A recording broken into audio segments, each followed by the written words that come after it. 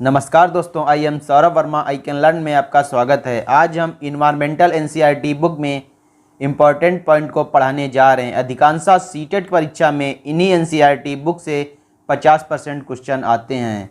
कक्षा थर्ड की बुक आज हम आने वाले सभी इम्पॉर्टेंट क्वेश्चन के बारे में बताने जा रहे हैं। आइए शुरू करते हैं। पॉइंट नंबर 1, गांधी जी की 150वीं वर्षगांठ के लिए स्वच्छ भारत अभियान की शुरुआत की गई। इसमें गांधी जी के जन्म के 150वीं जयंती तक भारत को खुले में शौच मुक्त हासिल करने का लक्ष्य रखा गया। स्वच्छ भारत अभियान की शुरुआत 2 अक्टूबर 2014 को की गई। पॉइंट नंबर 2, आकाश में शाम के समय पूर्व दिशा में तथा प्रातःकाल पश्चिम दिशा में वर्षा के पश्चात लाल, नारंगी, पीला, हरा, आसमानी, नीला, बैंगनी वर्षा से मिलकर बनी विशालकाय वृत्ताकार वक्र इंद्रधनुष कहलाता है। इसे इंग्लिश में विव्योर से प्रदर्शित करते हैं और इसे हिंदी में बैनी, आहा, पीला, ना से प्रदर्शित करते हैं। अगले पॉइंट की ओर चलते हैं। पॉइंट नंबर 3, वर्षा तथा बादल के पानी की सूक्ष्म बूंदों अथवा कणों पर पड़ने वाली सूर्य की किरणों का विक्षेपण या डिस्पर्शन ही इंद्रधनुष के सुंदर होने का कारण होता है। चलिए दोस्तों, चलते हैं अगले पॉइंट की ओर। पॉइंट नंबर 4, सूर्य की किरणें वर्षा की बूंदों से अपवर्तित तथा परावर्तित होने के कारण इंद्रधनुष बनाती हैं। चलिए दोस्तों, चलते हैं अगले पॉइंट की ओर। पॉइंट नंबर 5, इंद्रधनुष सदैव दर्शक की पीठ के पीछे सूर्य होने पर ही दिखाई देता है। ये इम्पॉर्टेंट पॉइंट है, ये कई बार सीटेट परीक्षा में आ चुका है।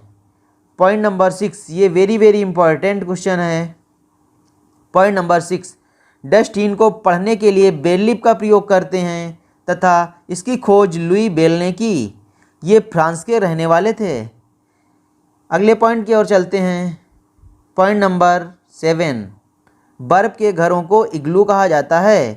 पॉइंट नंबर 8, डल झील श्रीनगर में स्थित है। यह जम्मू कश्मीर की दूसरी सबसे बड़ी झील है। इसकी समर कैपिटल श्रीनगर है। जम्मू कश्मीर की समर कैपिटल श्रीनगर है तथा विंटर कैपिटल जम्मू है। अगले पॉइंट की ओर चलते हैं। टाँका। पॉइंट नंबर 9, टाँका यह घर में गड्ढा खोदकर बारिश के पानी को इकट्ठा करने का एक तरीका है। Chapter number 4। पॉइंट नंबर 1, लकड़ी की बनी छोटी नाव को वल्लम कहा जाता है। पॉइंट नंबर 2, जिन जानवरों के कान बाहर दिखाई देते हैं उनके शरीर पर बाल होते हैं और वे बच्चे देते हैं। चलिए दोस्तों, चलते हैं अगले पॉइंट की ओर। पॉइंट नंबर 3, जिन जानवरों के कान बाहर नहीं दिखाई देते हैं तथा उनके शरीर पर बाल भी नहीं होते हैं बल्कि पंख होते हैं, वे अंडे देते हैं। पॉइंट नंबर 4, अगला पॉइंट, एक बड़ा हाथी एक दिन में 100 किलोग्राम पत्ते और झाड़ियाँ खा लेता है। ये एक दिन में 2 से 4 घंटे ही सोते हैं और 3 महीने हाथी का वजन 200 किलोग्राम तक होता है। पॉइंट नंबर 5, परजीवी के बारे में बात करते हैं। वे जीव जो दूसरों के जीवों को मारने के बाद उनका पोषण प्राप्त करते हैं उन्हें परजीवी कहते हैं। सॉरी दोस्तों, पॉइंट नंबर 5, परजीवी वे जीव जो दूसरों के जीव को मारे बिना उनका पोषण प्राप्त करते हैं परजीवी कहलाते हैं, जैसे जूं, किल्ली आदि। पॉइंट नंबर 6, ये चैप्टर नंबर 3, सहजीवी, ये इंपॉर्टेंट क्वेश्चन है, सीटेट परीक्षा में कई बार आ चुका है दोस्तों। Very important. सहजीवी, यदि 2 प्राणियों में पारस्परिक लाभजनक आंतरिक साझेदारी होती है तो सहभागिता दो पौधों, दो जंतुओं तथा दो पौधों जंतुओं के पारस्परिक संबंध में हो सकती है, जैसे भैंस के ऊपर बगुला का बैठना। पॉइंट नंबर 7, खेजड़ी। इम्पॉर्टेंट क्वेश्चन है ये भी दोस्तों। यह एक प्रकार का पेड़ होता है जो रेगिस्तानी इलाकों में पाया जाता है। इसे अधिक पानी की आवश्यकता नहीं होती है। इस पेड़ की छाल दवा बनाने के काम आती है। इसकी लकड़ी में कीड़े नहीं लगते। चलिए दोस्तों, पॉइंट नंबर 8 की बात करते हैं, RTE। इसका पूरा नाम राइट टू एजुकेशन एक्ट है। यह अधिनियम 2019 में आया। इस अधिनियम के अंतर्गत बताया गया है 6 से 14 वर्ष के सभी बच्चों को मुफ्त एवं अनिवार्य शिक्षा देने का अधिकार है। पॉइंट नंबर 9, मधुमक्खी। मधुमक्खी पालने का सबसे अच्छा समय अक्टूबर से दिसंबर होता है, क्योंकि यह समय मधुमक्खियों को अंडा देने का होता है। पॉइंट नंबर 10, भाषाएं और एक तरफ लिखेंगे जहां ये बोली जाती हैं, राज्य। दोस्तों, इन पॉइंटों को आप एक कॉपी पर लिख लीजिए और रिवाइज करते रहना, क्योंकि इससे बहुत ज़्यादा क्वेश्चन NCERT बुक से बनाए जाते हैं। मलयालम, यह केरल और लक्षद्वीप में बोली जाती है। कोंकणी गोवा में बोली जाती है। मराठी महाराष्ट्र में बोली जाती है। गुजराती गुजरात में बोली जाती है। दमन दीप और दादरा नगर हवेली में बोली जाती है। कन्नड़ जो है कर्नाटक में बोली जाती है। पॉइंट नंबर 11, इम्पॉर्टेंट क्वेश्चन है, वेरी वेरी इम्पॉर्टेंट। उत्तराखंड को फूलों की घाटी कहा जाता है। पॉइंट नंबर 12, मधुबनी चित्रकला। बिहार में मधुबनी नाम का एक जिला है। त्योहारों और खुशी के मौके पर वहाँ घरों की दीवारों पर और आंगन में पिसे हुए चावल के घोल के रंग मिलाकर इसमें नीले, हल्दी के फूल, पेड़ों के रंग आदि इस्तेमाल किए जाते हैं। इन्हीं रंगों से इंसान, जानवर, पेड़, फूल, पक्षी, मछलियों, अन्य जीवों के चित्र बनाए जाते हैं। इसे ही मधुबनी चित्रकला कहते हैं। चलिए दोस्तों, चलते हैं अगले पॉइंट की ओर। पॉइंट नंबर 13, एक तरफ स्थान डालेंगे, दूसरी तरफ घर। मनाली में पत्थर की लकड़ी से बने ढालू छतों का प्रयोग किया जाता है या बनाए जाते हैं। राजस्थान में मिट्टी के घर जिनकी छतों पर झाड़ियाँ छाई जाती हैं। असम, बांस के खंभों पर बने ऊंचे ऊंचे घर। लद्दाख, पत्थर के बने घर जिनकी फर्श पर और छतें लकड़ी की बनी होती हैं। अगले पॉइंट की ओर। पॉइंट नंबर 14, राज्य, दूसरी तरफ व्यंजन। कहाँ क्या खाया जाता है? उत्तर प्रदेश में कचनार के फूल की सब्जी बनाई जाती है और खाई जाती है। केरल, केले के फूल की सब्जी बनाई जाती है। महाराष्ट्र में सहजन की फूल के पकौड़े बनाए जाते हैं। पॉइंट नंबर 15, गुलाब जल और ग्लिसरीन को बराबर मात्रा में शीशे में भर लें, उसकी कुछ बूंद नींबू की डालें। इसमें इस्तेमाल से सर्दी में त्वचा नहीं फटती है। पॉइंट नंबर 16, कन्नौज का उत्तर प्रदेश का एक कन्नौज जिला है। यह इत्र के लिए मशहूर है। यहाँ पास के इलाकों में ट्रकों में भरकर फूल लाए जाते हैं और फिर इन फूलों को गुलाब जल बनाया जाता है और केवड़ा भी तैयार किया जाता है। पॉइंट नंबर 17, इंपॉर्टेंट क्वेश्चन है दोस्तों। चलिए देखते हैं। राज्य और पड़ोसी राज्य। उत्तर प्रदेश को स्पर्श करने वाला एकमात्र केंद्र शासित जिला दिल्ली है और उत्तराखंड, बिहार, झारखंड, मध्य प्रदेश, राजस्थान ये ज़िले उत्तर प्रदेश की सीमाओं को स्पर्श करते हैं। उत्तर प्रदेश को एक देश नेपाल जो है वो भी स्पर्श करता है। छत्तीसगढ़, हरियाणा, हिमाचल प्रदेश छत्तीसगढ़ की सीमाओं को स्पर्श करता है। केरल, देवताओं का देश केरल को कहा जाता है। कर्नाटक, तमिलनाडु, पांडिचेरी का माहे वाला भूभाग भी सीमाओं को स्पर्श करता है।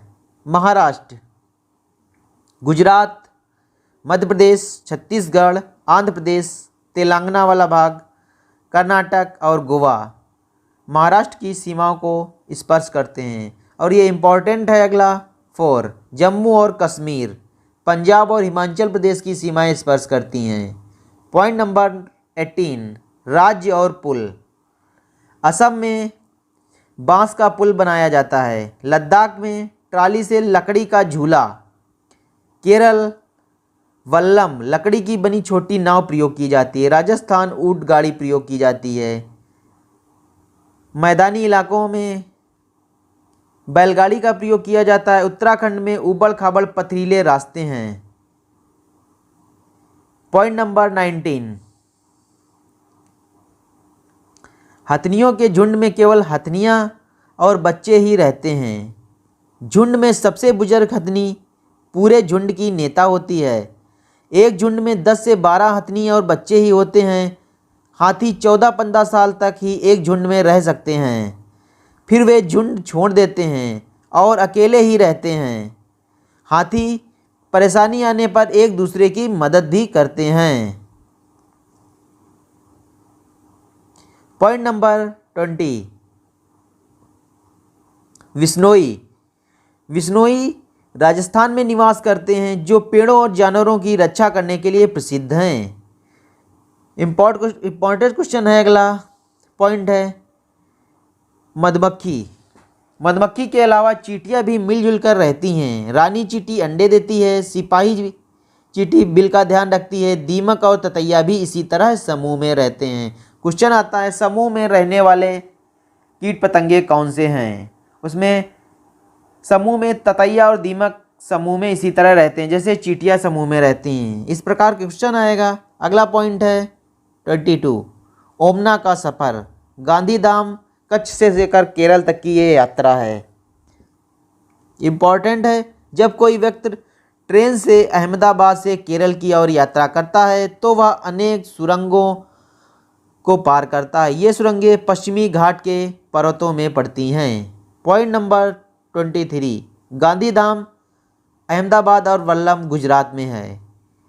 कोझिकोड केरल में स्थित है। पॉइंट नंबर 24 है। पॉइंट नंबर 25 गुजरात के पड़ोसी राज्य राजस्थान, मध्य प्रदेश, महाराष्ट्र, दादरा व नगर हवेली। नंबर 27 2016 में इम्पॉर्टेंट क्वेश्चन है, ये आया हुआ क्वेश्चन है। तमिलनाडु के पड़ोसी राज्य आंध्र प्रदेश, कर्नाटक और केरल हैं।